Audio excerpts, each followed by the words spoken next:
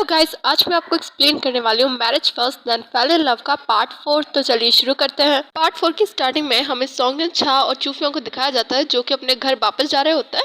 तभी जो सोंगन छा की ननद है वो बीच में आकर उनका रास्ता रोकती है और सोंगन छा को एक जोर से थप्पड़ लगाती है और वो दोबारा थप्पड़ लगाने ही वाली होती है, लेकिन जो चूफियोंग है वो उसका हाथ रोक लेता है और कहता है कि तुम एक वुमेन हो तो कैसे हाथ उठा सकती हो मेरी वुमेन पर। और लेकिन जो उसकी बहन होती है वो कहती है कि तुम एक थीफ को प्रोटेक्ट कर रहे हो, इसने ना मेरे डायमंड ईयरिंग चुराए जो कि मॉम ने मुझे दिया था। और उसे उल्टा सीधा सुनाती है कि मैंने सोचा था कि तुम ज़रूर गरीब हो लेकिन कम से कम प्राउड तो होगी, लेकिन तुम तो एकदम शेमलेस और है ना पुअर इंसान हो। जिस पर सोंगन छा कहती है कि मैंने ऐसा कुछ भी नहीं किया है। लेकिन जो उसकी बहन है वो इस बात पर बिल्कुल कहती है कि तुम तो कभी भी एडमिट नहीं करने वाली, क्योंकि चोर कभी एडमिट नहीं करते कि उन्होंने कोई चीज़ चुराई है, और तुम ना झूठ बोल रहे हो। और मेरे जो डायमंड ईयरिंग है वो तुमने ही चुराए थे, क्योंकि मैंने ना उन्हें बाथरूम में छोड़ा था और मेरे जाने के बाद सिर्फ तुम ही थी जो उसने बाथरूम को यूज़ किया था। तो तुम्हारे बैग के अंदर ही वो डायमंड ईयरिंग हो गया और तुम ना इस चीज़ को झूठ बोल रही हो और चुपचाप मेरे ईयरिंग वापस कर दो। और वो जैसे ही सोंगन छा का बैग लेकर उसे चेक उसे उल्टा करती है तो उसमें से वो डायमंड ईयरिंग निकल जाता है और वो अपने भाई को दिखाती है कि देखो भाई, इसके पास वो मेरे डायमंड ईयरिंग है। और वो सोंगन छा से कहती है कि अगर तुम्हें ये डायमंड ईयरिंग चाहिए ही थे तो तुम मुझसे मांग सकती थी ना, मैं तुम्हें दे देती। लेकिन जो सोंगन छा है वो बिल्कुल एडमिट नहीं करती कि मैंने कोई चीज़ चुराई है और वो साफ साफ मना कर देती है कि मैंने ये नहीं चुराया है। तभी जो चूफियोंग होता है वो अपना रुमाल बाहर निकालता है और अपनी बहन से कहता है कि तुम्हारे पास जो ईयरिंग है ना वो इस रुमाल में डाल दो। और वो सीधा कॉल करता है पुलिस ऑफिसर को। और तभी जो उसकी बहन है वो थोड़ी घबरा जाती है और उसे रोकती है कि भाई क्या ज़रूरत है पुलिस को इन सब चीज़ों में इंटरफेयर करने की, और ये तो फैमिली मैटर है, हमें ना प्राइवेट में ही सॉल्व करना चाहिए। और मुझे है ना अभी अभी याद आया कि ये जो ईयरिंग है वो मेरे नहीं है, ये बिल्कुल उसकी तरह दिखते हैं लेकिन ये मेरे हैं ही नहीं। और आई एम सॉरी, मुझसे ना इतनी बड़ी मिसअंडरस्टैंडिंग हो गई। जिस पर उसका भाई कहता है कि तुम बिल्कुल श्योर हो ना इस चीज़ पे। जिस पर उसकी बहन भी कहती है कि हाँ भाई, ये मैं एकदम श्योर हूँ। और फिर उसकी बहन वहाँ से जा रही होती है लेकिन चूफियोंग उसे रोकता है और कहता है कि तुमने ना मेरी वुमेन को थप्पड़ मारा है तो इसका पूरा राइट बनता है कि वो तुम्हें थप्पड़ मारे। और वो सोंगन छा से कहता है कि तुम ना मेरी बहन को एक स्लैप कर सकती हो। लेकिन जो सोंगन छा होती है वो साफ साफ कह देती है कि मुझे ना किसी को थप्पड़ वगैरह मारना नहीं है। तो वह जो चूफियोंग होता है वो अपने भाई बहन को वार्निंग देता है कि देखो ये मेरी वाइफ है और मेरे अलावा इसे कोई भी टच नहीं कर सकता, और ये बात ना तुम अपने दिमाग में बिठा लो। और जैसे ही उसकी बहन वहाँ पे चली जाती है तो जो सोंगन छा है वो इन ईयरिंग को लेकर नीचे फेंक देती है। फिर चूफियांग और सोंगन छा दोनों ही कार में बैठे होते हैं और चूफियांग कहता है कि तुमने मेरी बहन से फाइट बैक क्यों नहीं किया। जिस पर सोंगन छा कहती है कि मैंने आज तक ना कभी किसी को हिट नहीं किया, किसी को हार्म नहीं किया। जिस पर चूफियांग कहता है कि अब ना तुम्हें फाइट बैक करना सीखना पड़ेगा जब भी तुम्हारे साथ कोई ऐसा करे तो, और अगर तुम नहीं कर सकती तो मैं तुम्हारे बिहाफ पर ये सब कुछ कर दिया करूँगा। जिस पर सोंगन छा कहती है कि तुमने मुझ पर भरोसा क्यों किया। जिस पर जो चूफियांग होता है वो कहता है कि कोई रीज़न नहीं है, बस तुम मेरी वाइफ हो इसी लिए। और जो चूफियोंग होता है वो सोंगन छा के कुछ ज़्यादा ही करीब हो जाता है। तो जो सोंगन छा है वो भी चूफियोंग को उसके चीक्स पर किस कर देती है और कहती है कि थैंक यू, तुमने ना मेरा भरोसा किया इस मैटर पे।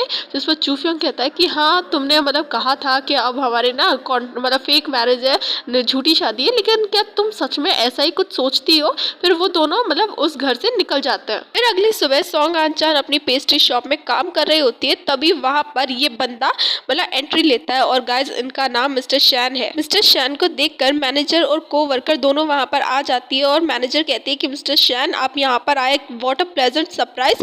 तभी जो कोवर्कर है वो बताती है कि ये हमारी कंपनी के ओनर और फाउंडर दोनों ही है। लेकिन है ना वो सोंगन छा को भी कहती है कि तुम ना हेलो बोलो नहीं। लेकिन जो सोंगन छा है वो मिस्टर शैन को तो ऑलरेडी पहले से ही जानती है। गाइस कंफ्यूज होने की बिल्कुल बात नहीं है, मैं आपको सब क्लियर कर देती हूँ। ये जो बंदा है वो एक्चुअली में सोंगन छा का इंग्लिश टीचर था जो कि उसे पढ़ाता था, और उनकी बातों से ऐसा लगता है कि जो हमारी सोंगन छा है वो इंग्लिश में काफ़ी ब्रिलियंट स्टूडेंट रही थी और उनकी फेवरेट भी थी। तो वो बंदा कहता है कि सोंगन छा मैंने ना अपने एम्प्लॉय की लिस्ट चेक की और मैंने वहाँ पर तुम्हारा नाम देखा, तो मैंने सोचा कि चलो तुमसे मिला जाए, और मैं आ गया तुमसे मिलने के लिए। मैं ना तुम्हारे साथ डिनर करता, लेकिन क्या करूँ आज ना मेरा थोड़ी बिजनेस डील है, इस वजह से मुझे जाना पड़ेगा, तो नेक्स्ट टाइम मैं तुम्हारे साथ ज़रूर डिनर करूँगा। फिर जो मिस्टर शैन है वहाँ से चले जाते हैं। मिस्टर शैन के जाते ही कोवर्कर सोंगन छा से कहते हैं कि तुम कितनी ज़्यादा लकी हो, और अब से ना हम बहुत अच्छे बेस्ट फ्रेंड है, लेकिन क्या तुम मेरा एक फेवर कर सकती हो प्लीज़ प्लीज़, कि तुम ना मिस्टर शैन के सामने मेरी काफ़ी ज़्यादा तारीफ करना, और वो इसके लिए सॉन्ग अनजान को काफ़ी ज़्यादा बटरिंग करने लगती है, उसे मक्खन लगाने लगती है। एक्चुअली में ये जो कोवर्कर है वो चाहती थी कि जो मिस्टर शैन है वो इनके साथ सेट हो जाए, जिस पर मतलब सॉन्ग अनजान भी कहती कि ठीक है, लेकिन अब चलो काम करते हैं, हमें ना काफ़ी ज़्यादा काम है। सॉन्ग अनजान अपनी मॉम के घर जाती है, जहाँ पर वो देखती है कि उसकी मॉम तो जल्दी से जल्दी पैकिंग कर रही है। तो वो पूछती है कि मॉम आप इतनी जल्दी से पैकिंग कर कर आके कहाँ पे जा रही है, जिस पर उसकी मॉम कहती है कि मैंने तो तुम्हें यहाँ पर नहीं बुलवाया, तो तुम यहाँ पर क्या मतलब मुझे लेक्चर झाड़ने के लिए आई हो क्या। जिस पर सॉन्ग अनजान कहती है कि नहीं नहीं, मेरा ये मतलब नहीं है, लेकिन ये जो अपार्टमेंट है वो भी काफ़ी ज़्यादा अच्छा है और हमें ना उनका पैसा इस तरीके से वेस्ट नहीं करना चाहिए। हमें ना मतलब आप तो जानती है कि मतलब मेरे ब्रदर की कंडीशन कैसी है, तो हमें ना उनका पैसा सोच समझ के इस्तेमाल करना चाहिए। जब उसकी मॉम कहती है कि देखो तुम जानती हो कि तुम्हारी जो शादी है वो जो इतने बड़े चू ग्रुप के प्रेसिडेंट से हुई है, अगर लोग उन्हें पता चला कि मैं मतलब इस घर में रहती हूँ, छोटे से अपार्टमेंट में रहती हूँ, तो वो लोग क्या सोचेंगे, कितना हंसेंगे ना वो हम पर। और तुम्हें ना मतलब कोई भी हक नहीं है कि तुम मुझे यहाँ पर खड़े होकर मुझे जज करो। जिस पर सॉन्ग अनजान कहती है कि मॉम आप कहना क्या चाहती है, साफ साफ कहिए। जिस पर उसकी मॉम कहती है कि देखो मैंने तुम्हें 20 सालों तक पाला है पोसा है, इसके लिए मुझे कंपनसेशन मिलना चाहिए और मैं डिजर्व भी करती हूँ कि मतलब तुम्हारे बदले मुझे पैसा मिले। तो मैंने तुम्हें मतलब चू फैमिली को बेच दिया है, उसके बदले मुझे 20 मिलियन युआन्स मिले, और अगर तुमने फ्यूचर में कभी भी मिस्टर चू से डाइवोर्स लेने की कोशिश की तो तुम मेरी बेटी नहीं रहोगी, और तुम ना हमेशा मतलब मेरे लिए अनग्रेटफुल रही हो, कभी मेरे थैंक यू नहीं किया, लेकिन मेरी वजह से तुम चू फैमिली की मतलब चू फैमिली में शादी कर पाई हो। और अगर मुझे पता होता कि तुम ऐसी निकलोगी तो मैं कभी तुम्हें बर्थ ही नहीं करती। और मैं तुम्हें साफ साफ बता देती हूँ कि मैंने तुम्हें चू फैमिली को बेचा है, तुम एक मतलब बेची हुई मतलब ब्राइड हो, तुम्हारे बदले में मुझे काफ़ी ज़्यादा पैसा मिला है, और ये सब कुछ बता देती है उससे। तो जो चू मतलब सॉन्ग अनछा है वो काफ़ी ज़्यादा मतलब रोने लगती है और वहाँ से बाहर निकल आती है।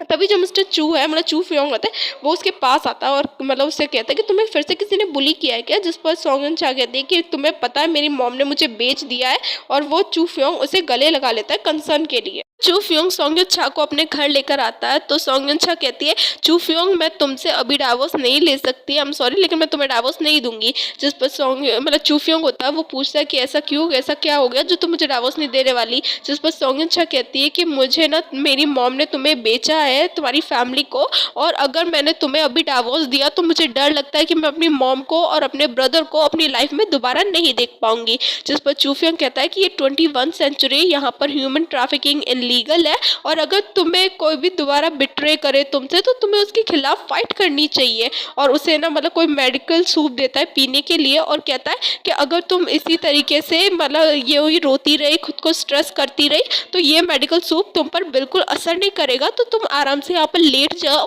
और शांति से आराम करो। और तुम फाइट क्यों नहीं करती हो दूसरों के अगेंस्ट। जिस पर सॉन्ग अनछा कहती है कि मैं नहीं चाहती, क्योंकि मैं ना काफ़ी ज़्यादा वीक हूँ फाइट करने में, और मैं सिर्फ एक सिंपल सी नॉर्मल सी लाइफ जीना चाहती हूँ। जिस पर चू फ्योंग कहता है कि तब तो तुम्हारे पास एक और ऑप्शन है, अगर तुम्हें दोबारा कोई बुली करे तो तुम मुझे इमीडिएटली कॉल कर सकती हो। समझ में आ गई तुम्हें बात। जिस पर सॉन्ग अनछा भी मतलब हाँ कहती है, और कहती है कि थैंक यू, तुमने मतलब मेरी हेल्प कर रहे हो। और तभी वहाँ पर जो चू फ्योंग है वहाँ से चला जाता है, और वो सीधा जाकर अपने डैड को कॉल करता है उस कॉन्ट्रैक्ट के बारे में जानने के लिए जो चू फ्योंग के फादर और सॉन्ग अनछा की मॉम के बीच हुआ।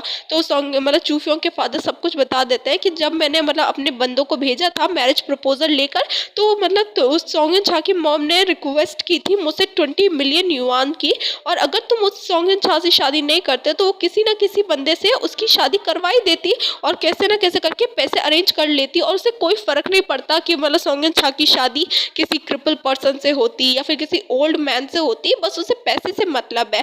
और मतलब अगर मैं ये नहीं करता तो बेचारी सॉन्ग अनछा मतलब फंस ही जाती, और वो कैसे ना कैसे करके उसकी मॉम पैसे निकाल ही लेती। और मतलब हम दोनों के बीच में जब कॉन्ट्रैक्ट हुआ था तो हमने एक कॉन्ट्रैक्ट बिल बनाई थी, और अगर तुम चाहते हो तो मैं मतलब उस कॉन्ट्रैक्ट की एक कॉपी तुम्हें भिजवा सकता हूँ। और उसके डैड जो कॉन्ट्रैक्ट की कॉपी है वो मतलब चू फ्योंग के फ़ोन पर भेज देते हैं, और जैसे ही चू फ्योंग अपना फ़ोन चेक करता है तो वो गुस्से में मतलब कहीं पर निकल जाता है। चू फ्योंग सॉन्ग अनछा की मॉम के पास सीधे जाता है उनसे बात करने के लिए, और जैसे सॉन्ग अनछा की मॉम चू फ्योंग को देखती है तो वो कहती है चू फ्योंग तुम यहाँ।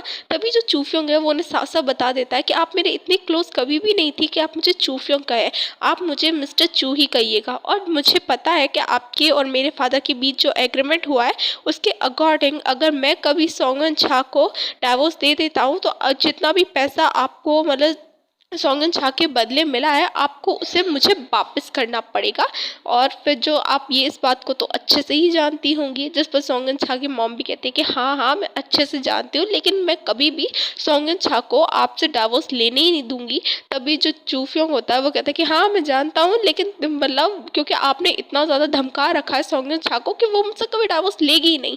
लेकिन ये डाइवोर्स लेना उसके हाथ में नहीं है और ना ही आपके हाथ में है। मैं जब चाहूँ तब सोंगन छा को डाइवोर्स दे सकता हूँ और उसके बदले आपसे पैसे भी ले सकता हूँ, और मैं कल की कल ही सोंगन छा को डाइवोर्स भी दे सकता हूँ। दूसरे शब्दों में अगर साफ साफ कहूँ तो मैं आपकी लग्जरी लाइफ पर कभी भी फुल स्टॉप लगा सकता हूँ, मतलब बंद करवा सकता हूँ। और अगर आपने दोबारा सोंगन छा को इस तरीके से ट्रीट किया ना तो अच्छा नहीं होगा। और वो जाते जाते भी सोंगन छा की मॉम को धमकी दे देता है कि आप ना जल्दी से जल्दी मतलब कल ही सोंगन छा से माफ़ी मांग लीजिए, वरना आपके लिए अच्छा नहीं होगा।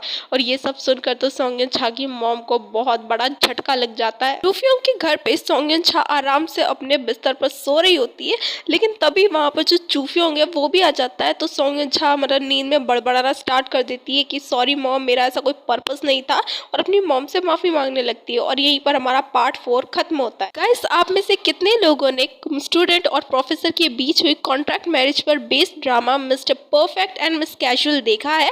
कमेंट करके ज़रूर बताइएगा। और कितने चाहते हैं कि मैं इसे एक्सप्लेन करूं।